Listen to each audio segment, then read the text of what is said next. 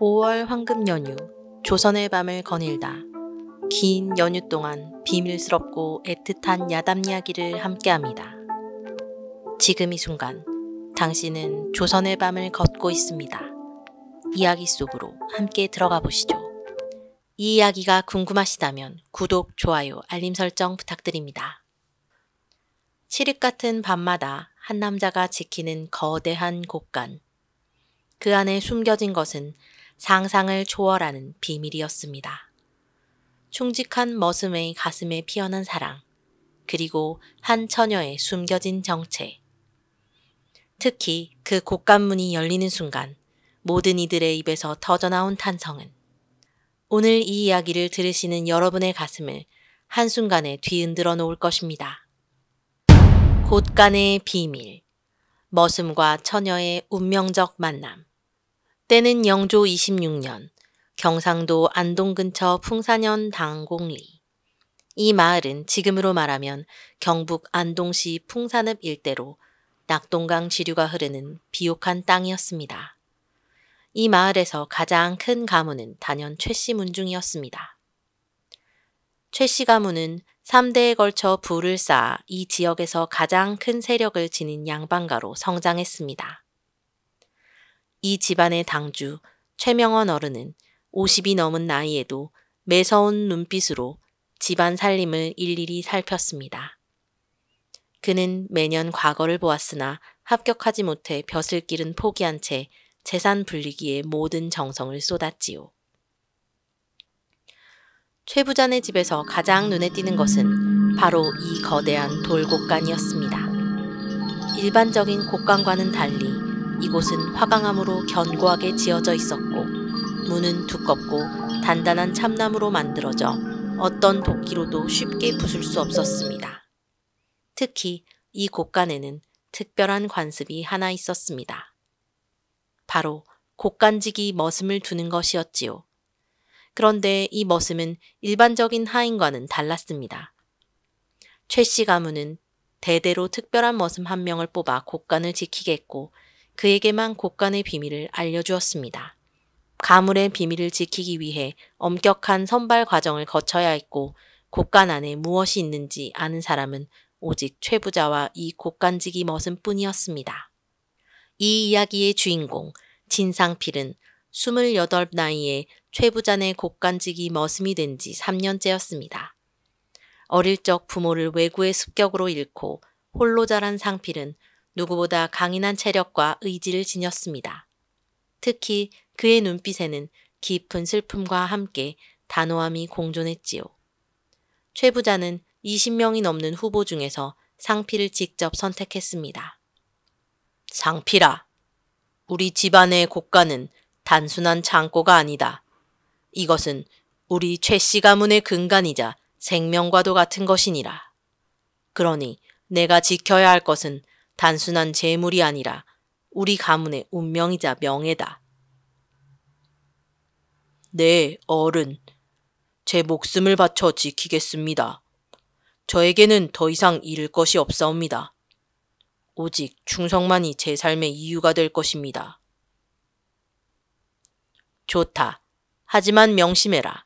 곡간 열쇠는 오직 너와 나만이 갖고 있을 것이며 무슨 일이 있어도 내 허락 없이 절대 문을 열어서는 안 된다. 그리고 만약 위급한 상황이 오면 곡간 안쪽 벽에 있는 붉은 표식을 기억하거라. 붉은 표식이요? 때가 되면 알게 될 것이다. 아무에게도 말하지 말거라. 상필은 그날부터 자신의 임무를 충실히 수행했습니다. 그는 곡간 옆에 있는 작은 행랑채에서 기거하며 곡간을 지켰습니다. 낮에는 최 부자의 지시에 따라 곡간 출입을 관리하고 밤에는 눈을 부릅뜨고 곡간 주변을 순찰했죠. 상필이 이처럼 엄격하게 지키는 이유는 단순히 충성심 때문만은 아니었습니다. 상필에게는 아픈 기억이 있었습니다.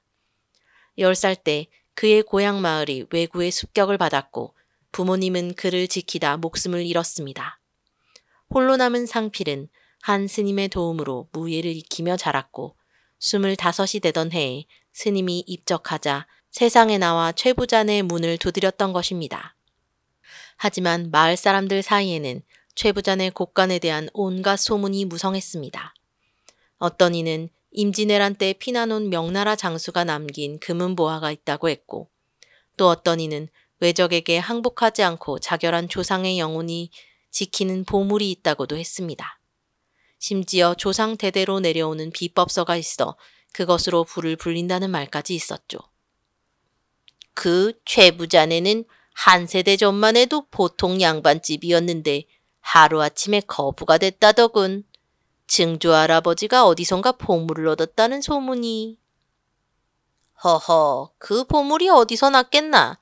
임진왜란 때 비난 오던 명나라 장수가 죽기 전 최부자네 조상에게 맡겼다는 황금 괴짝이지.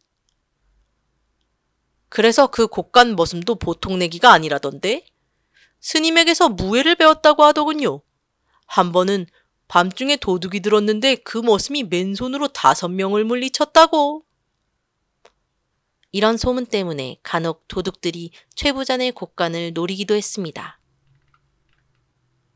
하지만 상필의 날카로운 감각과 뛰어난 무예 덕분에 모두 실패로 돌아갔죠. 그렇게 3년이 흐르는 동안 상필은 충직한 곡간지기로서의 역할을 완벽히 수행했습니다. 상필아, 내 조카딸이 곧 우리 집에 오게 될 것이다. 그 아이의 부모가 객지에서 병으로 세상을 떠나 이제 의지할 곳이 없다고 하니 우리 집에서 돌봐주기로 했다. 네, 어른, 알겠습니다. 그런데 그 아이가 혹시라도 곳간에 오더라도 특별히 신경 쓰지 않아도 된다. 내 피부치니까. 네? 하지만 어른께서 항상 어떠한 경우에도 곳간 근처에는 내 말이 틀림없다. 그 아이는 특별한 경우이니 내가 알아서 처신하도록. 상필은 최부자의 말씀에 의아함을 느꼈지만 더 묻지 않았습니다.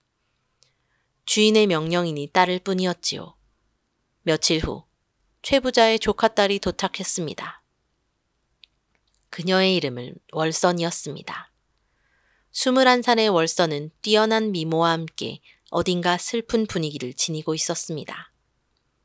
검은 눈동자에는 깊은 생각이 담겨 있었고 걸음걸이에는 양반가 규수다운 단아함이 묻어났지요. 아이고, 우리 월선이 왔구나. 얼마나 고생했니. 이제는 여기가 내 집이다. 편히 지내렴. 큰아버지, 큰어머니, 이렇게 돌봐주셔서 정말 감사합니다. 부모님이 돌아가신 후 의지할 곳이 없었는데 은혜 잊지 않겠습니다. 무슨 소리니? 내 아버지는 내 동생이나 다름없었어.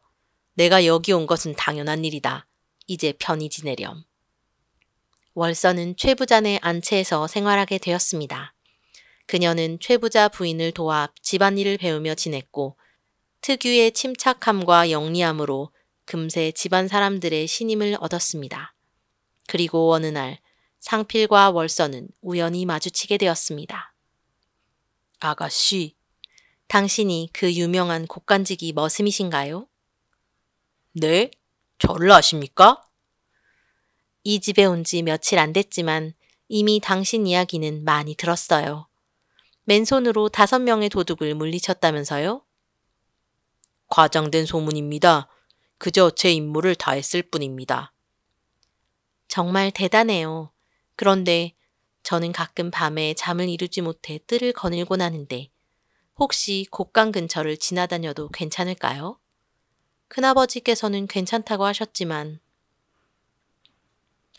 최어른께서 허락하셨다면 하지만 너무 가까이 오시진 마세요. 제가 깜짝 놀랄 수도 있으니까요.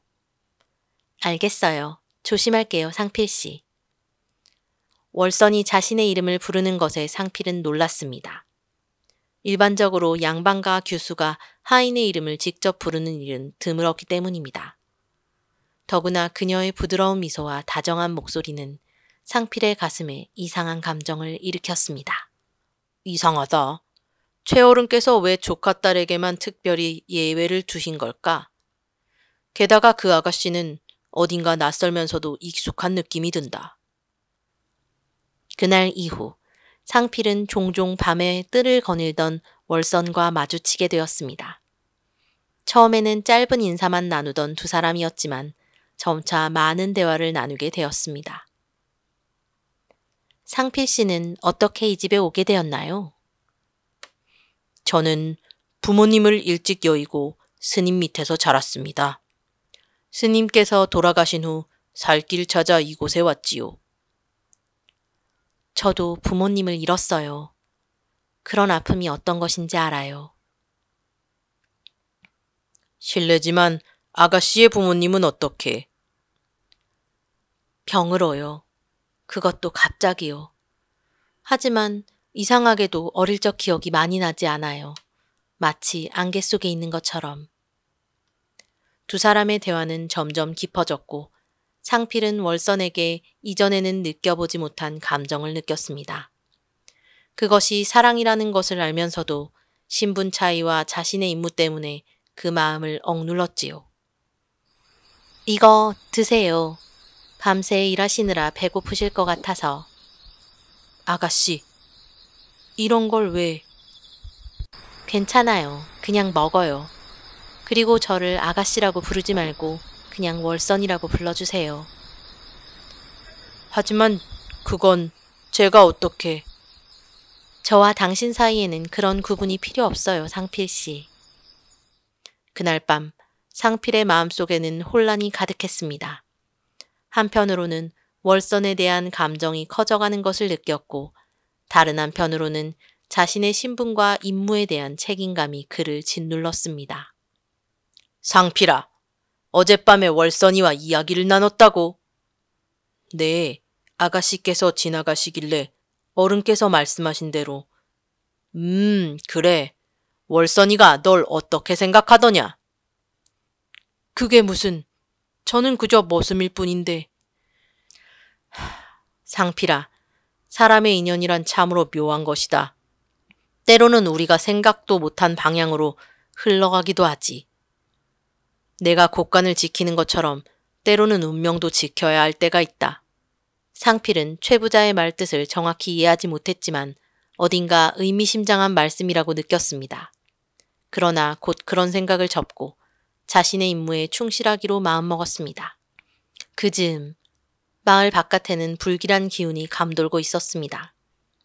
인근 지역을 약탈하던 도적대가 최 부자의 곳간을 노리고 있었던 것입니다.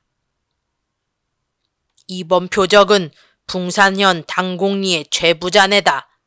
소문에 따르면 곳간에 수대에 걸쳐 모은 보물이 있다고 하니 이번에 한탕 크게 벌이자!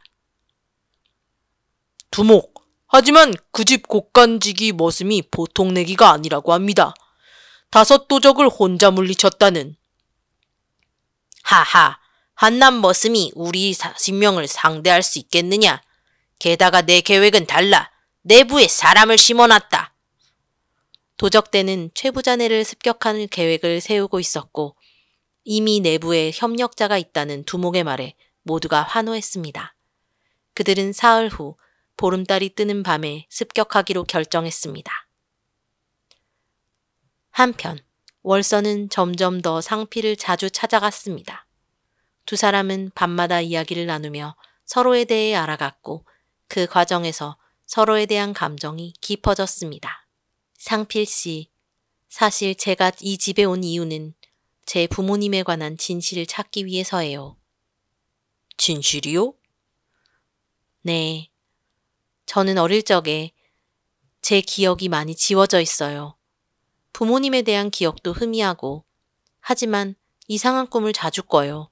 그 꿈에는 항상 커다란 곳간이 나오고 그 안에 무언가를 찾는 제 자신이 있어요. 그게 어떤 의미일까요? 큰아버지께서는 제게 아무 말씀도 안 하시지만 저는 알아요. 제 부모님의 죽음에는 비밀이 있다는 것을. 그리고 그 비밀이 이 곳간과 연관되어 있다는 것을.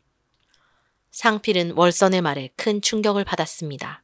그는 최 부자가 왜 월선에게만 특별한 예외를 두었는지 조금씩 이해하기 시작했습니다.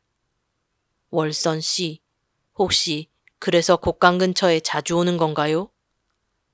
네. 하지만 곳간 안을 본 적은 없어요. 그저 이상하게 끌리는 느낌이 들어서.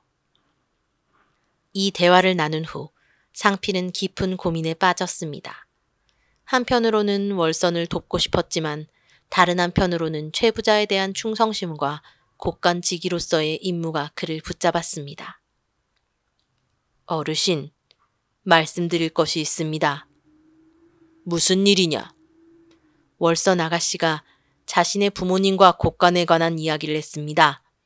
아가씨께서 어릴 적 기억이 돌아오기 시작하시는 것 같습니다. 이런, 결국 그 아이가 기억을 되찾기 시작했구나. 어르신, 무슨 일이 일어나고 있는 건가요? 월선 아가씨의 부모님과 곡간이 어떤 관련이 있는 건지. 상필아, 이제 내게 모든 것을 말해줄 때가 온 것 같구나. 앉거라. 상필은 긴장된 마음으로 방석에 앉았습니다. 최 부자의 표정은 그 어느 때보다 심각했고 오랜 세월 간직해온 비밀을 털어놓기 위해 마음의 준비를 하는 듯 했습니다. 사실, 상필아, 이제 내가 너에게 모든 진실을 말해야 할 때가 온 것 같구나. 월선이는 내 조카가 아니다. 그게 무슨... 그 아이는 17년 전 외구의 습격을 받은 해안가 마을의 생존자야. 그 마을에서 살아남은 이는 5살 난 월선이와 그녀의 아버지뿐이었지. 월선이의 아버지는 내 오랜 친구였고 그는 딸을 데리고 이곳까지 도망쳐왔다. 17년 전 해안가 마을이라면? 그래, 내가 생각하는 그 마을이다. 월선의 아버지는 자신을 쫓는 이들로부터 딸을 보호하기 위해 내게 그녀를 맡겼고 그날 밤 우리 곳간에 무언가를 숨겼다.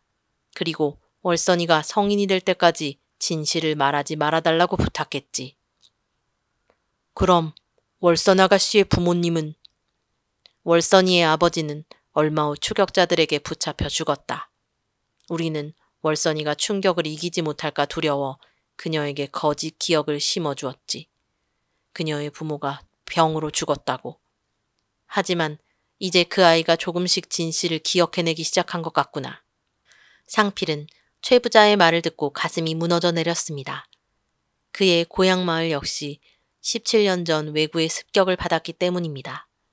혹시 월선이도 자신처럼 그날의 생존자가 아닐까 하는 생각이 들었습니다. 그럼 곳간에 숨겨진 것은? 그건 최 씨 가문의 재산이 아니라 월선이의 유산이다. 그녀의 아버지는 위험에 처하자 딸의 신분과 유산을 보호하기 위해 우리 곳간에 중요한 문서와 보물을 맡겼다. 곳간 안쪽 벽에 있는 붉은 표식 아래에는 비밀 공간이 있고 그곳에 그것들이 숨겨져 있지. 그래서 저에게만 그 비밀을...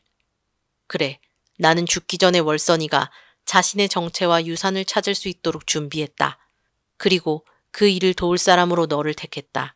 너 역시 그날의 생존자이기에 월선이의 아픔을 누구보다 잘 이해할 수 있을 거라 생각했지. 나리! 큰일 났습니다! 도적대가 마을을 습격했습니다! 이런, 상필아, 곳간을 지켜라. 월선이를 곳간으로 데려가 함께 숨어 있거라. 내가 가족들을 데리고 피신할 테니. 상필은 급히 월선을 찾아 상황을 설명했고 그녀를 곳간으로 데려갔습니다. 이미 마을은 도적대의 습격으로 혼란스러웠고 최 부자네 집으로 도적들이 쳐들어오고 있었습니다. 이게 무슨 일이에요? 걱정 마세요. 제가 지켜드리겠습니다. 그리고 당신에게 알려드릴 진실이 있습니다. 상필은 최 부자에게 들은 이야기를 월선에게 전했습니다. 처음에는 믿기 힘들어하던 월선이었지만 점차 어릴 적 기억들이 물밀듯이 돌아오기 시작했습니다. 이제 기억나요. 그날 밤의 불꽃과 비명소리, 아버지가 저를 안고 도망치던 모습, 그리고 이 곳간. 곳간 안쪽에 붉은 표식이 있다고 합니다. 당신 유산이 그곳에 숨겨져 있답니다. 두 사람은 곳간 안쪽 벽을 살펴보았고 곧 희미한 붉은 표식을 발견했습니다. 상필이 그 부분을 누르자 비밀 공간이 열렸습니다. 그 안에는 오래된 상자가 있었습니다. 이게... 상자 안에는 옛 문서와 함께 작은 보석함이 있었습니다. 문서를 펼쳐보니 그것은 경주 김씨 가문의 족보와 땅 문서였습니다. 월선의 본명은 김월선이었고 그녀는 사실 경주 김씨 명문가의 후손이었던 것입니다. 당신은 김씨 가문의? 아버지는 경주 김씨 적장자셨어요. 그리고 이 문서들은 강원도와 경상도에 있는 우리 가문의 땅에 관한 것이네요. 하지만 왜 이런 것을 숨기셨을까요? 안에 있는 자들 문을 열어라! 아니면 불을 지를 것이다! 도적대가 곡간을 포위했습니다. 상필은 월선을 보호하기 위해 몸을 낮추고 전투 태세를 갖췄습니다. 월선님, 이 문서들을 잘 간직하세요. 제가 그들을 막아볼 테니. 잠깐, 이건 월선이 발견한 것은 그녀의 아버지가 남긴 편지였습니다. 급히 그것을 읽던 그녀의 얼굴에 충격의 표정이 스쳤습니다. 아버지가 우리 가문이 왜구에게 습격당한 것은 우연이 아니었다고 해요. 우리 가문의 적들이 경주 김씨의 적장자 가게를 없애기 위해 왜구와 손을 잡았다는 거예요. 그게 무슨... 그리고 아버지는 또 다른 생존자가 있다고 하셨어요. 5살짜리 사내아이, 서쪽 산사로 피신했다고. 5살? 서쪽 산사? 상필은 그 순간 모든 것을 깨달았습니다. 자신이 살아남을 마을이 바로 월선의 고향이었고 자신과 월선은 같은 비극의 생존자였던 것입니다. 월선 씨, 저는 5살 때 왜구의 습격으로 부모를 잃고 서쪽 산사로 피신했습니다. 스님께서 저를 데려가셨고, 그럼 아버지께서 말씀하신 그 아이가 바로 당신? 그때 곡간문이 부서지며 도적들이 몰려들었습니다. 상필은 월선을 보호하기 위해 용맹하게 싸웠지만 수적 열세에 점점 밀리기 시작했습니다. 하하하! 결국 죄부잔의 곡간의 비밀을 알게 되는군. 저 상자를 가져와! 위기의 순간 갑자기 월선이 보석함에서 작은 옥피리를 꺼내 불었습니다. 그 소리는 이상하게도 도적들의 움직임을 둔하게 만들었고 상필은 그 틈을 타 도적 몇 명을 제압했습니다. 이건 우리 가문의 보물 월취옥이에요. 아버지께서 위험할 때 사용하라고 하셨어요. 월취옥의 소리는 점점 강해졌고 도적들은 이상하게도 혼란에 빠져 서로를 공격하기 시작했습니다. 그 순간 마을의 관군이 최부자와 함께 도착해 나머지 도적들을 제압했습니다. 상필아, 월선아, 무사한 것이냐? 큰아버님, 저를 보호해 주셔서 감사합니다. 내 아버지의 유언을 지키기 위해 지금까지 비밀을 지켜왔다. 이제 너는 경주 김씨 가문의 적장자 후손으로 돌아갈 수 있게 되었구나. 어른, 저는 월선 아가씨와 같은 마을 출신이었습니다. 우리는 같은 비극의 생존자였습니다. 그것이 바로 내가 너를 곡간지기로 선택한 이유다. 운명은 참으로 오묘한 법이니라. 사흘 후 월선은 자신의 본명인 김월선으로 돌아갔고 그녀의 정체가 밝혀지자 경주 김씨 가문의 남은 친족들이 그녀를 찾아왔습니다. 월선은 자신의 가문을 되찾게 되었지만 그녀의 마음에는 한 가지 걱정이 있었습니다. 상필 씨, 저는 곧 경주로 떠나게 됩니다. 네, 알고 있습니다. 아가씨께서는 본래의 자리로 돌아가셔야 하니까요. 하지만 저는 당신을 두고 갈 수 없어요. 우리는 같은 비극을 겪었고 이제 서로에게 남은 유일한 고향입니다. 하지만 저는 그저 머슴일 뿐이고. 아니에요. 당신도 우리 마을의 생존자예요. 아버지의 편지에 따르면 당신도 우리 마을 양반가 출신일 가능성이 높아요. 게다가 제 마음은 이미 당신에게 있어요. 최부자는 이 모든 상황을 지켜보며 미소를 지었습니다.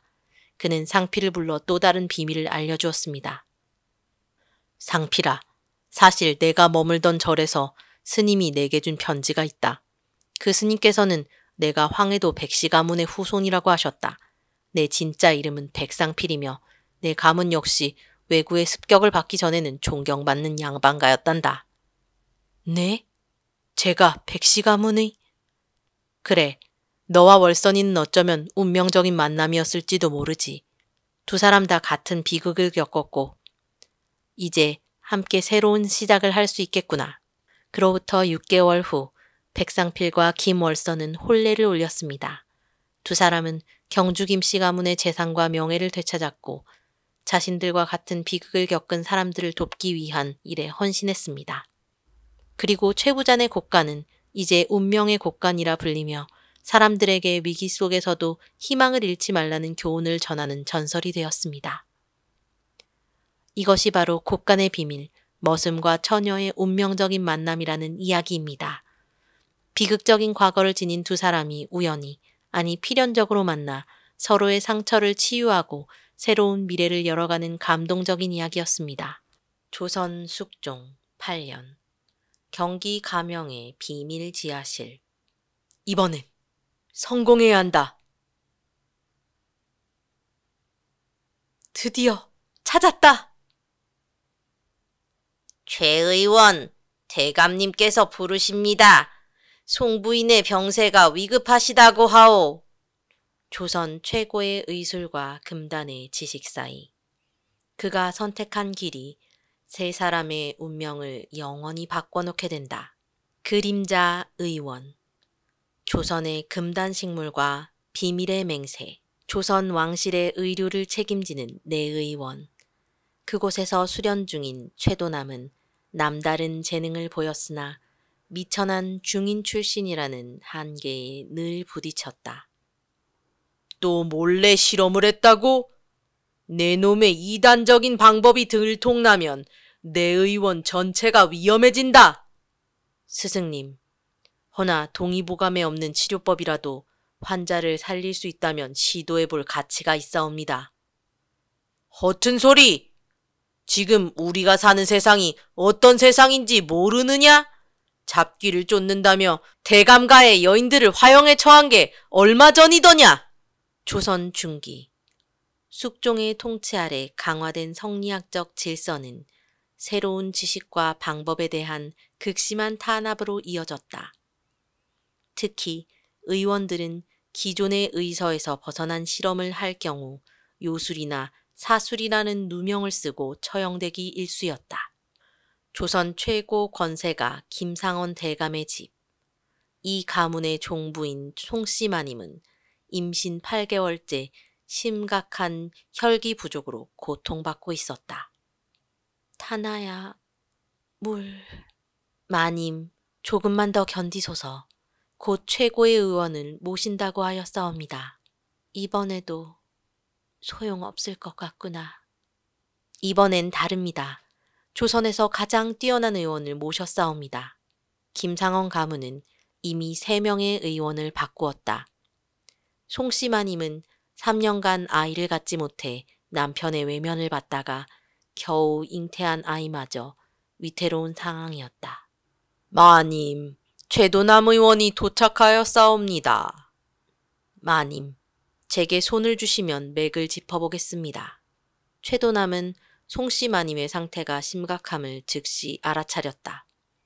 하지만 더 놀라운 것은 그녀의 증상이 자신이 연구해온 바로 그 희귀질환과 일치한다는 점이었다. 마님께서는 태아의 기운과 마님의 기운이 충돌하고 있사옵니다. 동의보감에서는 태아 액혈증이라 부르는 희귀 증상이 옵니다. 태아의 혈기가 산모의 혈맥을 거스르는 현상이라 그 병을 치료할 수 있겠소? 정통 한의학으로는 어렵사옵니다. 복령, 황금, 생강을 혼합한 처방을 시도해 보았으나 효험이 없었을 것이옵니다. 하지만 제가 시도해 볼 수 있는 다른 방법이 있사옵니다. 무슨 방법이든 상관없으니 제 아이만 살려주시오. 최도남은 망설였다. 그가 연구해온 금단의 약초는 아직 실험 단계였고 발각되면 그의 목숨은 물론 내의원 전체가 위험에 처할 수 있었다. 남양에서 들여온 청화. 조선에선 금단의 식물이지만 중국 남부에선 임산부의 혈기를 돋우는 약으로 쓰인다. 귀 청화라 하여 임신 8개월 이후의 태아의 역혈 중에 특효가 있다 하였으니 청화의 독성은 오미자 진액으로 중화시키고 임상과 복령을 더하면 산모의 기력도 함께 도울 수 있으리라. 청화는 조선에서 귀신의 꽃으로 불리며 금지된 식물이었다. 잘못하면 광기와 발작을 일으킬 수 있지만 적절히 가공하면 산모와 태와 사이에 기혈 불균형을 바로잡는 놀라운 효능이 있다는 기록이 중국 명나라 태의원 비급에 남아 있었다. 이 약은 하루 3번 식후에 드셔야 하옵니다. 정색이 도는 것은 청화에 정기가 담긴 까닭이니 놀라지 마시옵소서. 이 약이 정말 효과가 있을까요? 반드시 효과가 있을 것이옵니다. 다만 무엇이오? 이 치료법은 정통 의서에 기록되지 않은 방법이옵니다. 누구에게도 말씀하시면 아니 되옵니다. 내 아이의 목숨을 구해준다면 무덤까지 비밀로 하겠소. 그렇게 3일이 지나고 송씨마님의 안색은 놀랍도록 좋아졌다. 청화의 푸른 기운이 송씨마님의 역혈을 정화하기 시작한 것이다. 최 의원, 그대의 의술이 효험이 있는 모양이오. 내 큰 상을 내리겠소. 과분한 말씀이옵니다, 대감마님. 아직 치료가 끝난 것은 아니겠지? 그러하옵니다. 아직 3주 정도 더 치료가 필요하옵니다. 태아의 기운이 완전히 안정되려면 더 시간이 필요하옵니다. 그대가 어떤 약을 쓰는지 궁금하오. 내 의원에서도 듣지 못한 처방이라던데. 동의보감의 처방을 약간 변형한 것뿐이옵니다. 송씨 부인께 맞게 약재의 비율을 조정하였을 따름이옵니다.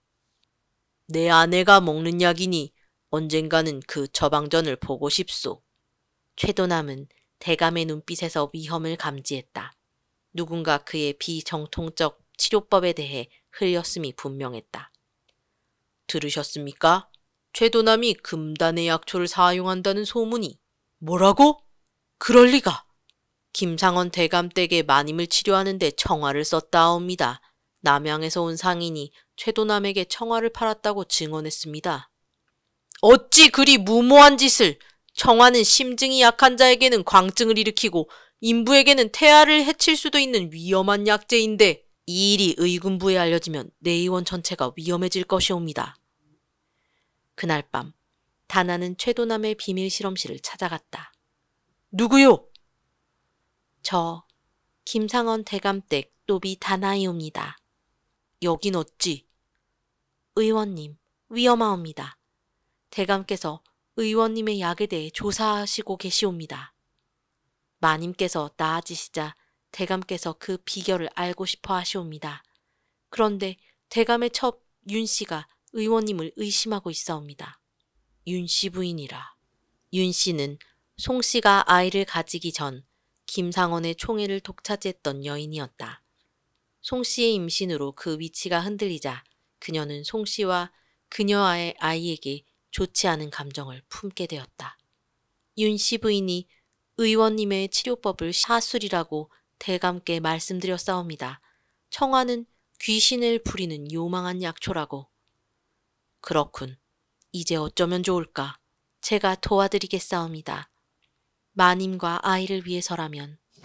누군가 옵니다. 최도남, 내가 정말 청화를 사용했느냐? 스승님, 바보 같은 놈. 내가 무슨 짓을 한 건지 알기나 하느냐? 내일 의군부에서 너를 체포하러 온다. 청화는 사악한 요물의 정기를 머금은 식물이라 하여 성리학적 의서에서 엄격히 금지된 약재가 아니냐? 의군부라니. 윤씨 부인이 너를 사수를 부리는 요망한 의원이라고 고발했다. 증거로 내 실험실을 수색하라 했다. 내 실험 기록들과 청화 약재가 발견되면 그것으로 증거는 충분하다. 최도남은 갈림길에 섰다. 도망치면 유배나 처형을 면할 수 있었지만 그렇게 되면 송씨마님과 그녀의 태아는 위험에 처할 것이다. 스승님, 제가 떠나면 송씨마님은 어떻게 됩니까? 내가 맡겠다. 하지만 내 처방전은 알려줘야 한다. 청화를 안전하게 조제하는 방법은 복잡하옵니다. 잘못하면 태아에게 해가 될 수 있사옵니다. 그럼 어쩌면 좋겠느냐? 의원님. 그날 밤 다나는 중대한 결정을 내렸다. 마님과 아이를 구하기 위해 용서하소서. 윤씨 부인이 쓰러지셨사옵니다. 급히 의원을 불러오소서. 어찌 된 일이냐? 윤씨 부인이 갑자기 고열과 경기를 일으키셨사옵니다. 온몸이 파랗게 변하며 경기를 일으키고 있사옵니다. 최도남, 사수를 부린 죄로 체포하노라. 잠깐, 지금 윤씨가 위급하다. 의원부터 보게 하라. 하지만 대감, 이자가 사용했다는 청와의 중독 증상이 의심됩니다. 윤씨 부인의 증상이. 그렇다면 이자가 더욱 필요하지 않겠느냐? 당장 윤씨를 보게 하라. 이건 최도남은 즉시 윤씨 부인의 증상이 청화 중독임을 알아차렸다. 누군가 그의 약재를 훔쳐 윤씨에게 투여한 것이다.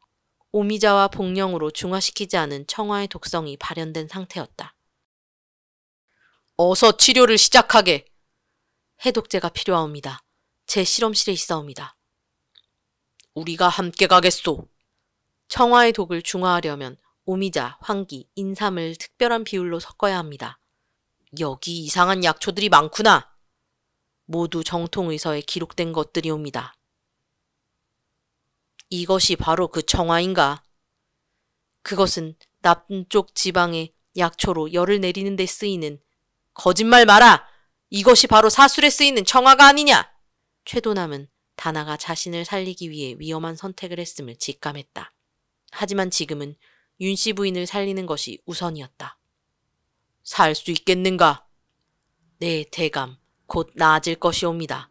청화의 독은 강하나 제때 해독하면 후유증 없이 회복되옵니다. 무슨 일이? 윤씨, 누가 이런 짓을? 그 천한 것이 제가 했사옵니다. 이 미천한 노비가 어찌 이런 패역한 짓을 저지른 것이냐? 윤씨 부인이 송씨마님과 뱃속 아이를 해치려 했기 때문이옵니다. 무슨 터무니없는. 제가 윤씨 부인의 방에서 이것을 발견했사옵니다. 이건 낙태를 일으키는 독초, 태락초이옵니다. 윤씨 부인이 송씨마님의 차에 타려고 준비한 것이옵니다. 이게 무슨 말이오, 부인? 진실이 드러나는 순간 모두가 충격에 빠졌다. 윤씨 부인은 송씨마님의 아이를 없애고 다시 김상원의 총애를 되찾으려 했던 것이다. 부인, 당신이 어떻게 이런... 태감, 저는 단지 대감의 사랑을 잃고 싶지 않았을 뿐. 사랑? 내가 한 짓이 사랑이란 말이냐? 내 정실과 후계자를 해치려 했다니. 그럼 최 의원은? 최도남의 혐의는 없다. 그가 오히려 우리 가문을 구했다. 하오나 대감, 청화 사용은 엄연한 법률 위반이옵니다. 의군부에서는 내가 상부에 특별히 청하여 이번 건은 무마하겠다. 최도남의 의술이 내 아내와 아이를 구했으니 말이다. 하지만 다나의 운명은 달랐다. 하지만 이 노비는 주인에게 독을 먹인 죄로 처형하라. 의원님, 송씨마님과 아이를 부탁드리옵니다. 태감, 다나는 저와 아이를 위해서 그런 것이옵니다. 제발 용서해 주소서. 법이 그러하오. 종이 주인에게 독을 먹이면 사형이오. 대감, 제 말씀을 들어주시옵소서. 무슨 말인가? 다나가 윤씨 부인에게 사용한 것은 독이 아니라 제 치료약이옵니다. 제가 실수로 그 약을 놓고 갔고 다나는 그것이 독인 줄 모르고 사용했을 뿐이옵니다. 하지만 노비가 방금 자백하지 않았소. 그녀는 송씨마님을 위한 충심에서 그런 것이니 죄가 있다면 제게 있사옵니다. 최 의원, 자네까지 거짓말을 하는 이유가 무엇인가? 거짓이 아니옵니다. 제가 청화를 연구한 사실은 인정하오나 윤씨 부인의 증상은 제 약의 부작용일 뿐입니다. 다나는 송씨마님을 구하기 위해 저를 도왔을 뿐이옵니다. 그러면 최 의원이 청화를 사용한 죄는 어찌할 것인가? 제 목숨을 바치겠소이다. 단 다나의 목숨만은 살려주시옵소서. 태감, 저와 뱃속의 아이를 구한 은인들이옵니다. 제발. 좋다, 최 의원. 자네와 다나의 목숨은 살려주겠다. 하지만 조건이 있다. 무엇이든 따르겠나이다. 첫째, 청화에 대한 자네의 연구 기록을 모두 넘기고, 둘째, 내 의원을 떠나 나의 가문 의원이 되어 송씨와 태아를 끝까지 돌볼 것. 셋째, 이 일에 대해 평생 비밀을 지킬 것. 명을 따르겠나이다. 2달 후, 송씨마님은 건강한 사내 아이를 출산했다. 그녀의 아이는 김상원의 가문의 후계자가 되어 훗날 조선의 중요한 인물로 성장하게 된다. 다나야, 내가 아니었다면 우리 아이는 세상에 나오지 못했을 것이다. 마님과 도련님이 건강하시니 제게는 그것으로 충분하옵니다. 마님, 아이의 상태가 매우 좋사옵니다. 청아의 기운이 완전히 사라졌고 더 이상의 치료는 필요치 않을 것 같사옵니다. 최 의원, 평생 잊지 않겠나이다. 김상원은 윤씨 부인을 멀리 떨어진 별채로 보냈고 최도남에게 약속한 대로 청아 연구에 대한 일체 언급을 금지시켰다. 그러나 그는 몰래 최도남의 연구 기록을 보관했다. 이런 지식이 세상에 알려지면 의학 발전에 큰 도움이 되겠지만 지금의 조선은 아직 이를 받아들일 준비가 되지 않았다. 10년이 흘렀다. 최도남은 김상원의 가문 의원으로 충실히 일했고 다나는 송씨마님의 가장 신임을 받는 시녀가 되었다. 그들의 비밀은 깊이 묻혔지만 그들의 인연은 계속되었다. 의원님, 송씨마님께서 도령님의 학업을 위한 약을 부탁하였사옵니다. 그대는 후회하지 않소. 그날의 선택을. 한 번도 후회한 적 없사옵니다. 제가 없었다면 마님과 도련님은 물론 의원님도 위험했을 테니까요. 그대의 용기가 우리 모두를 구했소. 최도남은 이후에도 비밀리에 청화 연구를 계속했다. 그는 더 안전한 제조법을 개발했고 그 지식은 훗날 조선 후기 의학 발전에 큰 밑거름이 되었다. 청화의 독성은 완전히 제거할 수 있으며 이를 통해 다양한 난치병을 치료할 수 있다. 언젠가 이 지식이 빛을 볼 날이 오기를. 두 분 덕분에 제가 오늘날 이 자리에 있을 수 있게 되었습니다. 이제는 제가 두 분을 보호할 차례입니다. 아버님께서 돌아가시기 전 저에게 이것을 주시며 때가 되면 두 분께 전하라 하셨습니다. 의술은 사람을 살리는 것이니 그 방법이 정통이든 아니든 중요치 않다. 중요한 것은 그의 마음이다. 김상헌.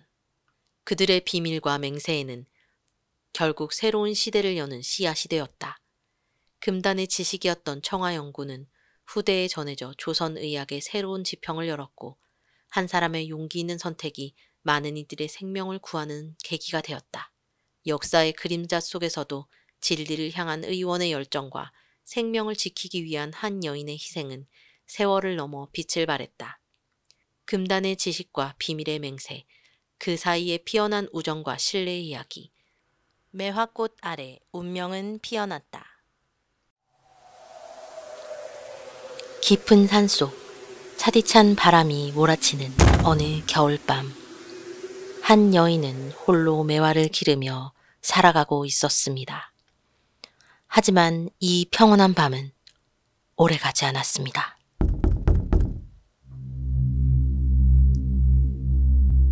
그녀의 문을 두드린 이는 누구였을까요? 그리고 그가 찾아온 이유는 무엇이었을까요? 오늘은 혹한 속에서도 꺼지지 않는 매화 한 송이 같은 이야기, 그리고 운명처럼 맞닿은 두 사람의 서약에 관한 이야기입니다.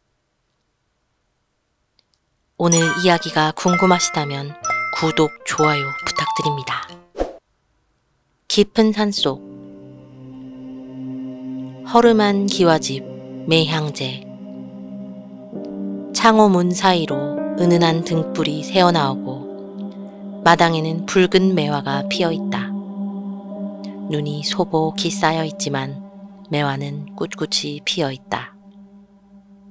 이곳에 사는 여인은 홍매라 불렸습니다.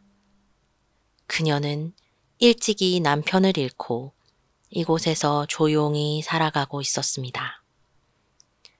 남편이 살아생전 이 집을 매향제라 이름 붙였고 홍매는 그 이름을 지키며 홀로 매화를 기르며 살았습니다.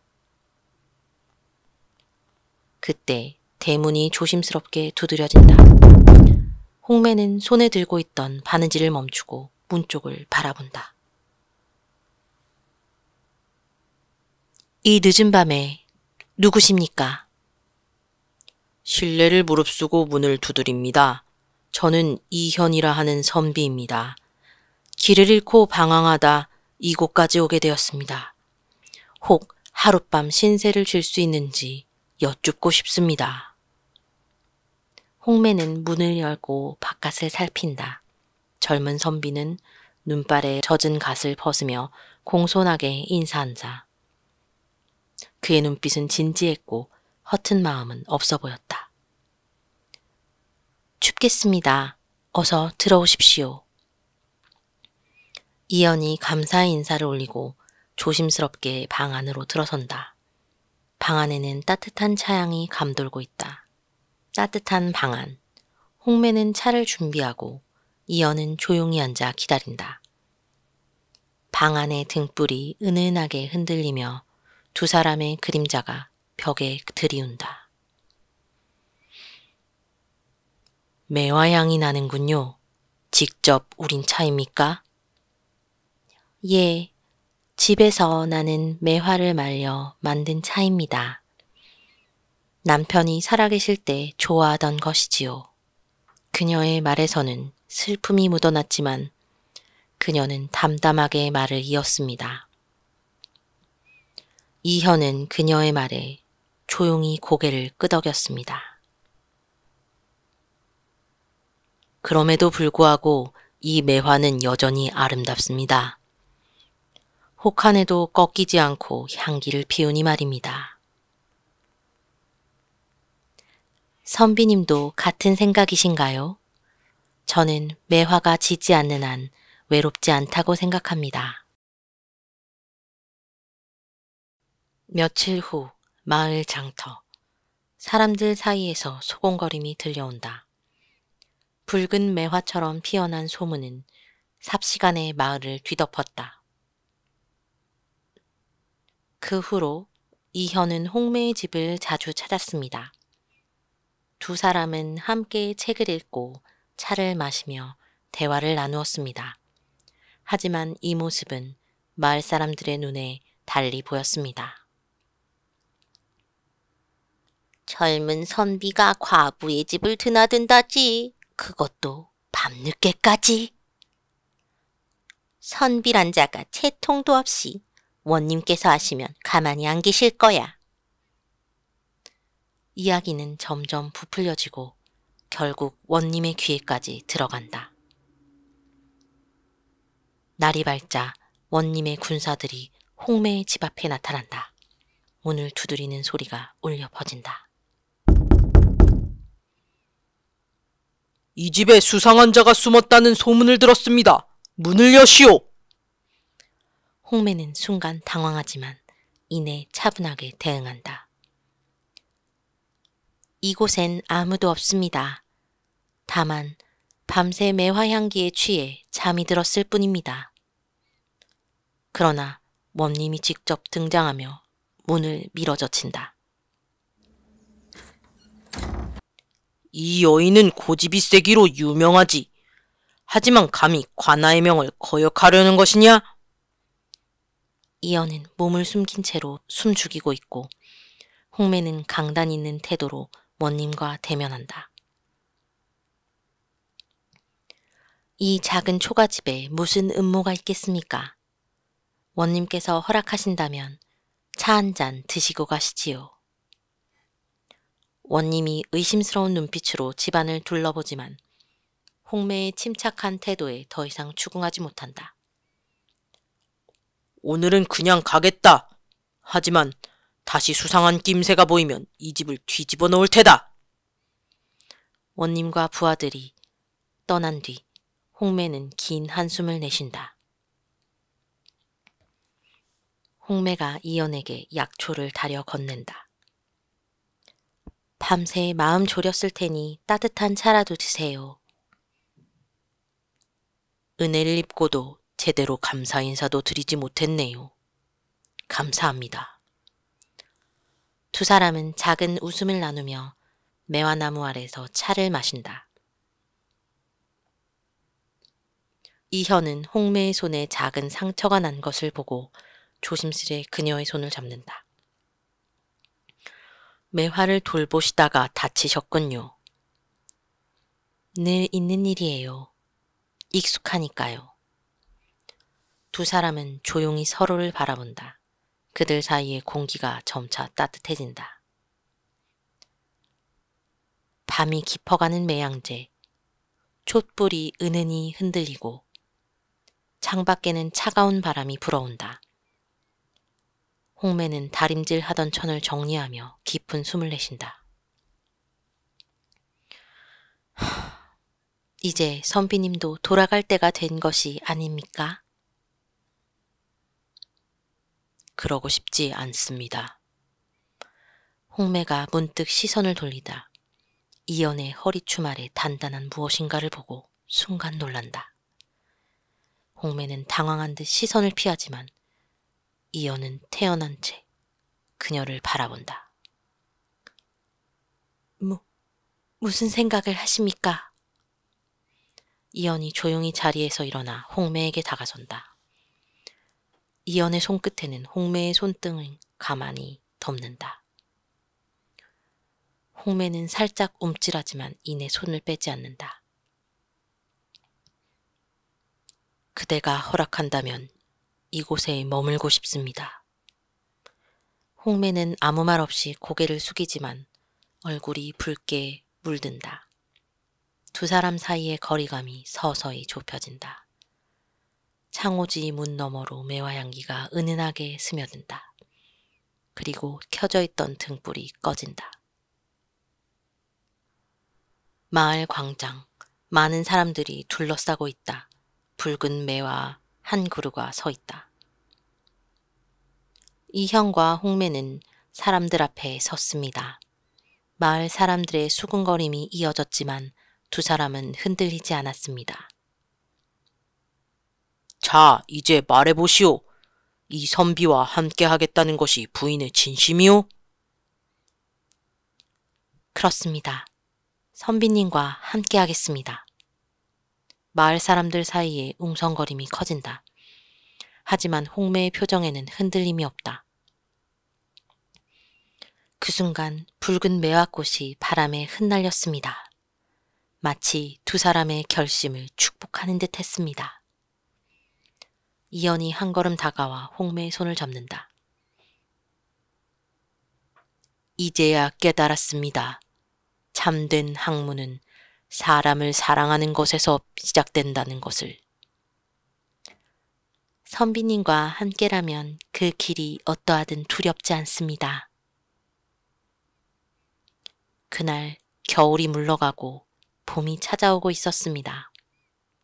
그리고 붉은 매화 아래서 두 사람은 운명을 걸고 서약을 맺었습니다. 매화는 가장 혹독한 겨울 속에서 꽃을 피우고 봄이 오기 전에 가장 먼저 향기를 퍼뜨리는 꽃입니다. 때로는 고된 시간을 견뎌야 하지만 그 끝에는 반드시 따스한 봄이 찾아오기 마련이지요. 사랑도 삶도 마찬가지입니다. 때로는 세상의 시선과 맞서야 하고 흔들리는 순간도 찾아오지만 용기를 내어 지켜낸 마음은 더욱 단단해지는 법이지요. 우리는 운명에 기대어 살아가지만 결국 인생을 결정하는 것은 우리의 선택인 것입니다. 그리고 그 선택이 모여 서로를 아끼고 지켜주는 따스한 인연이 되는 법이지요. 세상이 잊은 곳, 둘만의 시간이 흘렀다. 조선시대 한 사대부가에 여인이 있었으니 정혼자는 장원급제하였고 마침내 혼례를 올리려 했건만 그는 암행어사로 떠났고 그리하여 신랑 없는 혼례식을 치른 여인은 시댁으로 향하는 길에 바다 한가운데서 풍랑을 만나고 말았소. 눈을 뜬 곳은 무인지경의 섬이었소. 그녀 곁에 남은 자는 단 한 사람, 머슴 돌쇠뿐이었으니 무인도에 표류해버린 마님과 머슴. 이야기가 궁금하시다면 구독과 좋아요를 눌러주세요. 달빛 야담은 계속됩니다. 어느 해변가, 거친 파도가 밀려오고 마님이 정신을 차린다. 여기가 어디란 말이냐? 마님, 정신이 드셨습니까? 마님이 주위를 둘러보지만 배도 사람도 보이지 않는다. 다른 사람들은? 시댁 식구들은? 돌쇠는 대답하지 않는다. 침묵 속에서 뭔가를 감추는 듯하다. 돌쇠는 섬에서 살아남기 위해 장작을 모으고 아무것도 할 줄 모르는 마님은 손을 놓고 있다. 너는 내 밥을 차려 바치던 머슴이 아니더냐? 어서 불을 피우고 나를 먹일 준비를 해라. 마님, 이제 그런 세상은 없습니다. 마님이 당황한다. 감히 내가 나에게 그런 말을? 이 섬에선 마님이 아니라 그냥 살아남아야 할 한 사람이십니다. 둘 사이에 긴장감이 감돈다. 며칠이 지나고 돌쇠는 점점 능숙하게 사냥을 하고 불을 피우며 살아남는다. 하지만 점점 그가 마님을 바라보는 눈빛이 변하고 심상치 않다. 어느 밤 환한 달빛 아래 돌쇠야, 넌 누구냐? 돌쇠가 조용히 웃는다. 제가 머슴이라 생각하십니까? 무슨 말이냐? 전 원래 머슴이 아니었습니다. 마님 집안이 제 가족을 죽였지요. 저는 복수를 위해 살아왔습니다. 마님이 경악하며 뒤로 물러선다.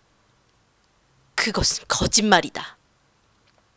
마님을 여기서 살려두면 제 복수는 완성되지 않는 걸까요? 긴장감이 고조된다. 깊은 숲속 바람이 나뭇잎을 흔든다. 돌쇠가 이상한 흔적을 발견한다. 누군가 이 섬에 있다. 마님, 우린 혼자가 아닙니다. 멀리서 사람의 그림자가 스쳐 지나간다. 누가 있단 말이냐? 바로 그때 어디서 날아온 화살이 돌쇠의 어깨를 스친다. 돌쇠야! 둘은 숨을 죽이고 주변을 살핀다. 어둠 속에서 누군가 다가오고 있다. 아침이 밝아오고 돌쇠는 상처를 치료하며 마님과 대화를 나눈다. 돌쇠야, 너는 나를 미워하는 것이냐? 처음엔 그랬습니다. 하지만 이제는. 둘은 서로를 바라본다. 섬에서의 시간이 그들의 관계를 바꿔놓았다. 그 순간 바다 건너에서 배 한 척이 다가온다. 우리를 찾으러 온 것인가? 아니오, 마님. 그들이 마님을 찾으러 온 것이 아닐 수도 있습니다.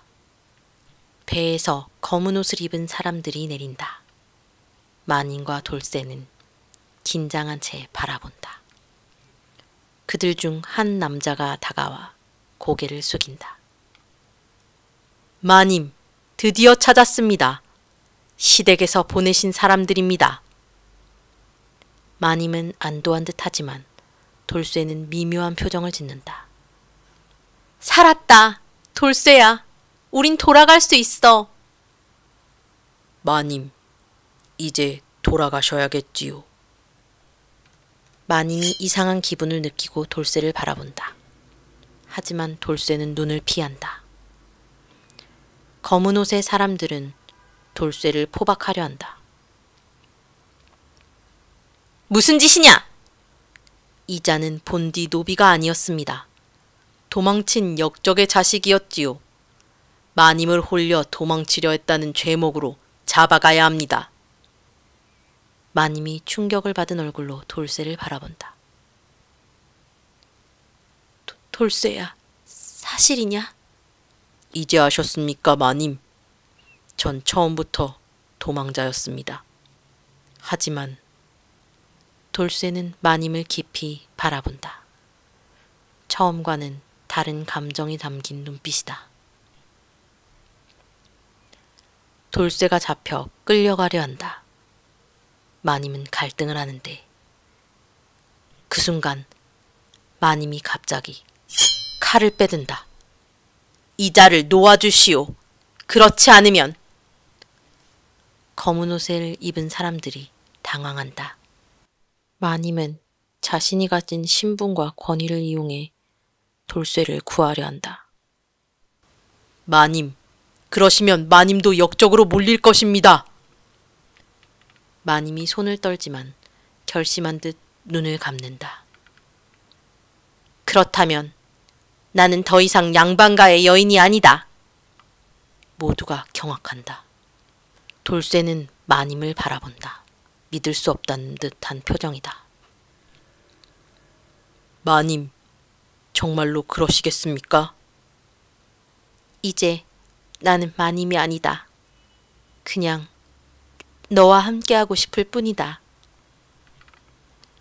잠시 정적이 흐른 후 돌쇠가 마님의 손을 살며시 잡는다. 그 순간 멀리서 또 다른 배가 다가온다. 저건 시댁에서 직접 보내신 배? 배 위에 서 있는 사람, 바로 마님의 정혼자, 암행어사가 된 신랑이다. 이제야 찾았소, 내 아내를. 마님과 돌쇠의 얼굴이 굳어진다. 신랑 없는 혼례를 치른 여인은 결국 사랑 없는 초야를 치르게 될 것인가? 혹은 금지된 사랑을 택할 것인가? 운명의 선택은 오직 그녀만이 할 수 있었소. 오늘 조선의 밤을 함께 걸어주셔서 감사합니다. 사랑과 운명, 그리고 오래된 비밀은 이 밤의 끝자락에 다시 피어났습니다. 끝까지 시청해주셔서 고맙습니다.